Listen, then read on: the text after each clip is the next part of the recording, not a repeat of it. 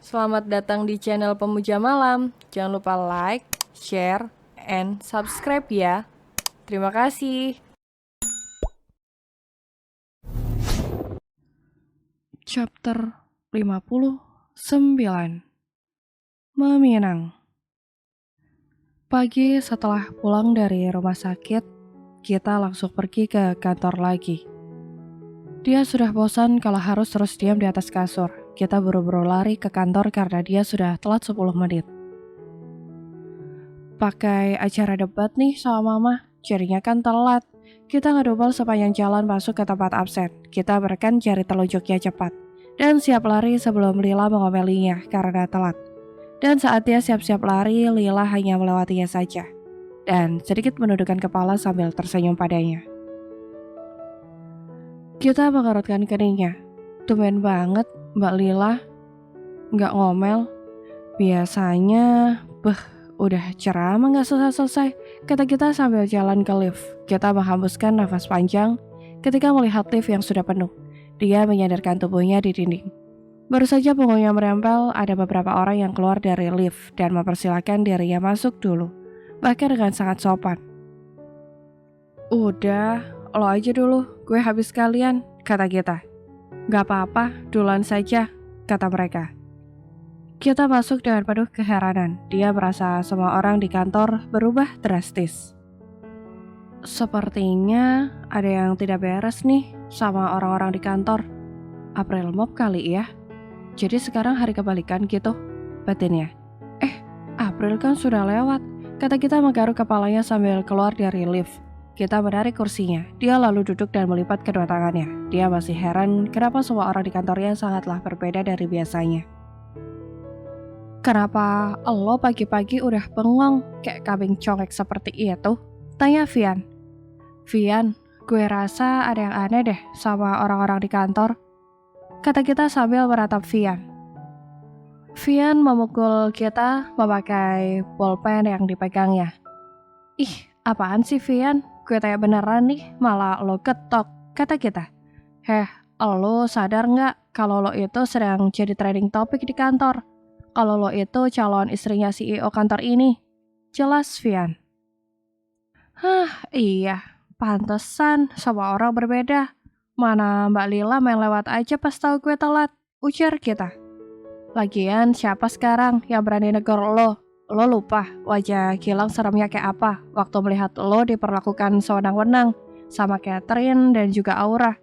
Pastilah mereka takut kalau sampai dipecat sama Gilang. Vian menjelaskan panjang lebar apa yang sedang terjadi di kantor mengenai kita yang belum sadar. Kita, ngapain lo udah kerja? Farah yang baru dari toilet melihat kita sudah masuk kerja berubah heboh. Iya Git, ngapain udah kerja sih? Lo butuh apa? Biar gue ambilin, kata Ina. Kenapa jadi pada heboh begini sih? Mbak Ina, biasa aja deh sama kita. Gak usah berlebihan begitu. Kata kita gak suka kalau diperlakukan secara berlebihan. Dia hanya mau berkawan tanpa melihat kita itu siapa. Kalau gue kemarin-kemarin galak, nyebelin, atau apa gitu nggak? Nino panik, dia takut kalau sampai keceplosan atau melakukan hal-hal jahat sama kita yang buat dirinya bisa ditendang dari perusahaan. Kita, gue mau ngomong sebentar sama lo, kata Win di abang pintu. Gimana nih, Mas Win kayaknya marah nih sama gue, kata kita sambil berlari mendekati Win. Win dengan muka kesalnya mengajak kita pergi agak menjauh dari ruangannya. Dia berhenti lalu menatap kita tajam sambil melipat kedua tangannya. Lo kenapa gak bilang sama gue kalau pacaran sama bos Gilang? Lo mau mata-matain kita di kantor ya? Win menjewer telinga kita. Bukan begitu. Kita hanya mau bertapa dengan tulus tanpa memandang siapa pacar kita ataupun orang tua kita, kata kita dengan mimik wajah sedih. Gilang berdeham di belakang Win. Win langsung memutar tubuhnya dan berdiri di samping kita. Kamu berani sekali menjawab kita.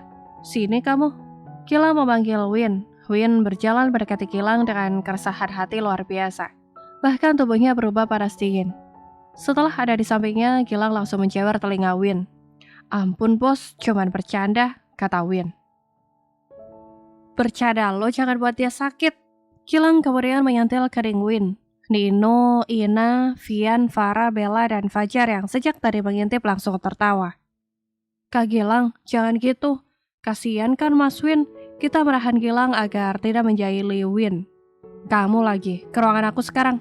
Gilang menatap kita dingin, seperti orang yang sedang marah sama dirinya. Ah, iya. Bawa teman boleh nggak?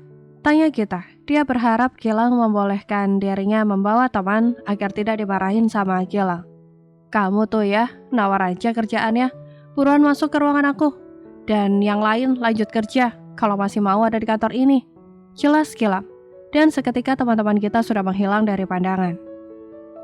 Ih, pada gak setia kawan. Kita ngedumel sambil berjalan menuju ruangan Gilang. Kita masuk langsung duduk di kursi. Kamu kenapa sih wajahnya dingin gitu? Galak ih, kata kita. Kamu ngapain udah masuk kantor? Wajah Gilang yang tadi di depan teman-teman kita sangat dingin, kini berubah menghangat. Kan aku gabut di rumah, mau ngapain coba? Lagian kan aku kangen sama yang lain juga. Kangen sama yang lain, Fajar atau Radit? Gilang yang awalnya berdiri di samping kita pindah ke kursinya. Dia melipat kedua tangannya di dada dengan wajah kesal. Siapa lagi yang kangen sama mereka berdua? Kamu mah curigaan mulu kerjaannya. Jangan begitu dong sayang, kan aku cuma mau kerja aja. Udah deh, mulai besok kamu gak usah kerja. Diam di rumah aja. Nonton drama atau apalah, yang penting jangan bertemu sama laki-laki, kata Gilang. Kita terkekeh mendengar perkataan Gilang. Kamu kesurupan apaan sih? Kita beranjak dari kursinya lalu memeluk Gilang dari belakang. Dengar ya, cintaku sayangku gemesku, kalau aku gak akan pernah tergoda sama cowok lain, kecuali opa Korea kesayangan aku, kata kita sambil terkekeh. Ya udah, haluin aja sana apa-apa kamu. Aku juga gak akan cemburu sama mereka. Tapi awas aja kamu deket-deket cowok lain, ujar Gilang sambil menarik tangan kita hingga dia duduk di pangkuan Gilang. Iya deh, iya. Kamu sebenarnya cinta gak sama aku? Tanya Gilang. Enggak, jawab kita sambil terkekeh. Baguslah, karena kamu gak cinta sama aku. Makanya, aku akan melamar kamu besok malam. Kenapa? Gilang mendekatkan wajahnya dekat banget sama kita. Kenapa tiba-tiba? Gak tiba-tiba, karena kejadian kemarin membuat aku risau sama kamu, dan aku sudah meminta restu dan izin mama. Kalau aku akan segera melamar kamu, agar aku bisa menjaga kamu 24 jam non-stop, kata Gilang. Kita menatap Gilang bengong, dia masih belum percaya dengan omongan Gilang. Apa kamu tidak senang? Tanya Gilang. Sangat senang. Terus kenapa kamu bengong? Tidak tahu, katanya sambil tertawa kecil. Gilang mengecup kening kita, lalu memeluknya. Kita menuruni tangga perlahan sambil mengerutkan keringnya. Ketika melihat di rumahnya sangat ramai. Dia kemudian berjalan mendekati mamanya yang sedang menyiapkan kue. Kita menyomot satu, dan refleks Wanda menepuk tangan kita. Tangannya bersih nggak? Kata Wanda. Bersih? Kita menunjukkan kedua jarinya ke hadapan mamanya. Mau ada apa sih mah rame-rame begini? Kata kita sambil melihat sekeliling yang banyak orang bersih-bersih rumahnya. Lo gimana sih?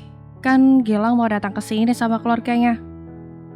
Kata Raka yang sedang berjalan mendekati kita dan Wanda. Kak Gilang sama keluarganya mau ngapain? Tanya kita dengan polosnya sambil makan kue yang masih dipegangnya.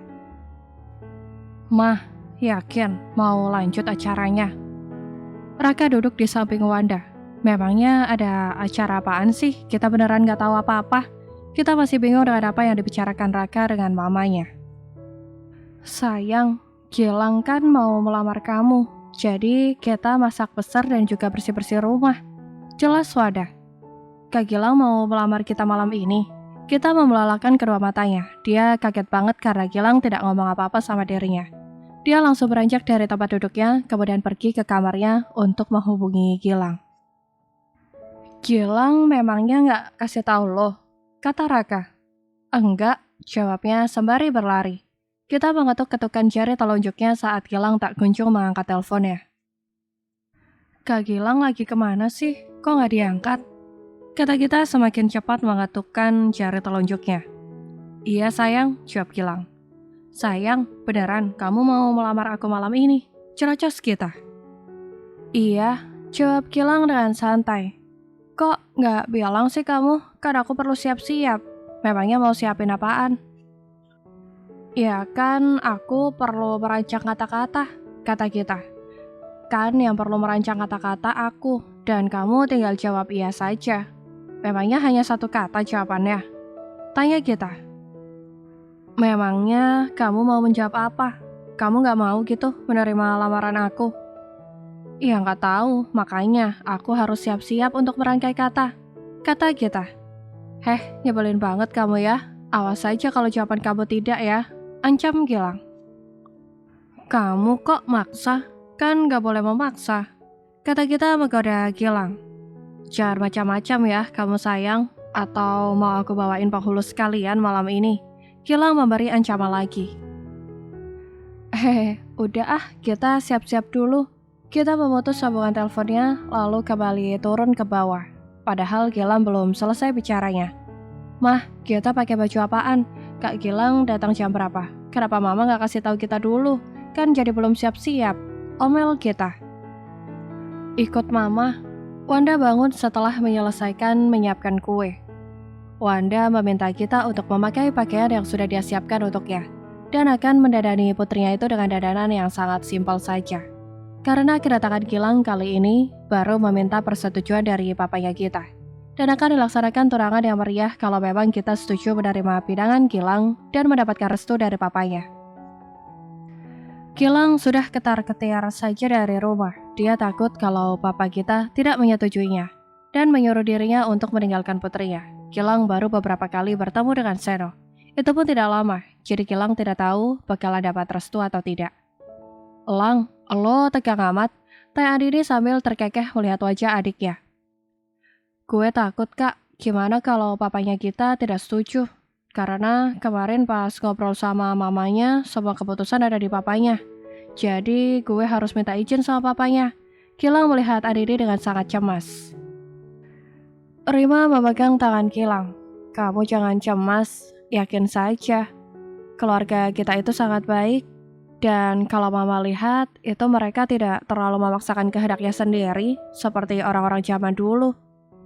Pasti mereka memikirkan kebahagiaan putrinya, dan tentu saja akan mendengarkan pendapat anak-anaknya. Jelas Rima. Rima menenangkan Gilang. Dia percaya kalau keluarga kita akan menerima putranya dengan kedua tangan yang terbuka. Rima memang belum pernah ketemu keluarganya kita secara langsung. Namun dia bisa melihat dari keseharian kita, tahu kalau keluarganya sangat baik dan sederhana, meskipun mereka orang berpunya. Gilang menghembuskan nafas panjang, kemudian memejamkan mata sebentar untuk mengurangi kegugupannya. Rima menggandeng tangan putranya sambil tersenyum, mengisyaratkan kalau semuanya akan baik-baik saja. Selamat malam, Rima menyapa Wanda dan Seno yang sudah menunggu kedatangan keluarga Gilang. Selamat malam, selamat datang di rumah kami, Wanda menjawab sapaan dari Rima. Ayo, langsung masuk saja, kata Seno. Dia tidak membiarkan tamu yang lama berdiri di depan pintu. Dengan sambutan yang hangat dari orang tua kita, terutama papa kita membuat Gilang merasa sedikit tenang. Setelah lumayan mengobrol, Gilang belum juga melihat kita. Dia mengirim pesan pun tidak dibalas. Begini mama kita dan papa kita, tujuan saya datang ke sini ada maksud untuk melamarkan Gilang, putra saya untuk kita putri kalian. Rima membuka pembicaraan yang serius. Benar seperti itu nak Gilang. Seno menatap Gilang. Seketika Gilang menegang dan memegang tangan mamanya erat. Iya, Pak. Maksud saya Om. Gilang gugup sampai salah menyebut Seno. Tubuhnya berkeringat. Saya tidak bisa memutuskan untuk menerima atau menolak lamaran kamu. Tapi sebagai orang tua, berhak mengetahui calon suami untuk putrinya. Jadi apa boleh Om mengajukan pertanyaan untuk kamu? Kata Seno. Iya Om. Tentu saja Om boleh menanyakan apapun. Kata Gilang dengan cepat meskipun dengan nada yang masih bergetar. Dari banyaknya wanita di dunia ini, kenapa kamu memilih putri Om? Dia gak pandai masak, belajar juga gak pintar juga. kadang ceroboh, dan beberapa hal lain yang mungkin akan membuatmu kesal. Seno mengabarkan keseharian dari putrinya. Memang yang Om katakan benar. Memang dia beda dari kebanyakan cewek saya. Tapi kita itu sangat baik dan tulus. Dia selalu saja memikirkan orang lain daripada dirinya sendiri. Dia menolong tanpa memandang siapa yang dia tolong. Dia juga mau berteman dengan siapa saja. Dan sejak saat melihatnya, saya sudah mencintai putri Om. Dari sebelum mengenalnya sampai harus berjuang mendapatkannya. Dan untuk menyempurnakan memiliki kita, saya meminta restu sama Om untuk meminang kita. Dengan tegas Gilang berucap meminta restunya. Apa yang bisa kamu berikan kepada putri Om? Apapun yang Gilang punya, bahkan kalau harus nyawa, Gilang pun bersedia untuk memberikannya.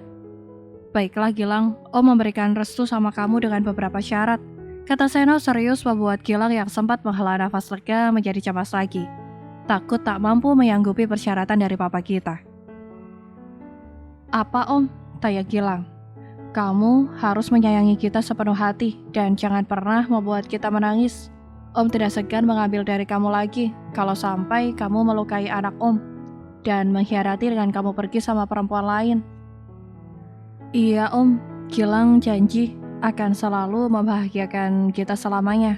Jawab Gilang dengan penuh keyakinan. Mah, panggil kita ke sini, pinta Seno. Iya Pak. Wanda pergi ke kamarnya lalu mengajak kita keluar untuk menemui Gilang beserta keluarganya.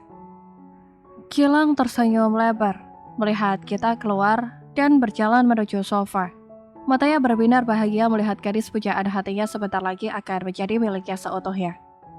Ya ampun, manis banget sih calon mantu mama, puji Rima. Iya, kita malam ini, lo cantik banget, puji Andini. Makasih mah, Kak. Kita malu-malu. Gilang datang kemari untuk meminang kamu. Apa kamu mau menerimanya atau menolak ya?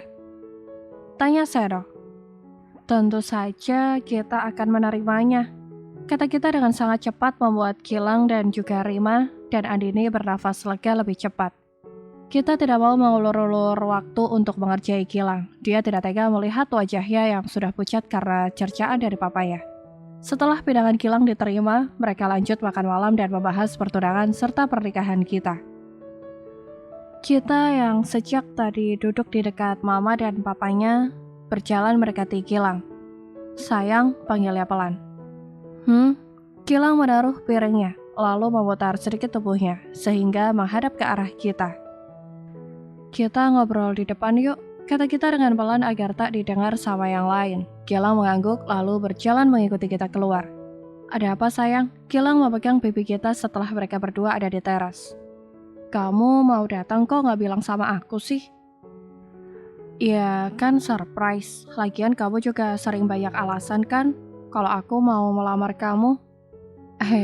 Kita merenges, kamu cantik banget sih malam ini. Gilang mencubit pipi kita. Iya dong. Kan ini malam spesial, jadi harus cantik. Kita berpose so imut. Bisa aja, Gilang menyentuh hidung kita lalu menarik kita ke dalam pelukannya. Gimana perasaan kamu? Tanya Gilang. Serang banget, jawabnya dengan wajah sumringah. Nggak nyangka ya, hari ini sudah tiba. Kemarin-kemarin rasanya masih belum terbayang sedikit pun, ujar Gilang. Iya, akhirnya kita akan menikah. Malam yang luar biasa bagi kita dan Gilang. Satu langkah ke depan sudah terlaksana. Langkah menuju janji suci sehidup semati. Bersambung.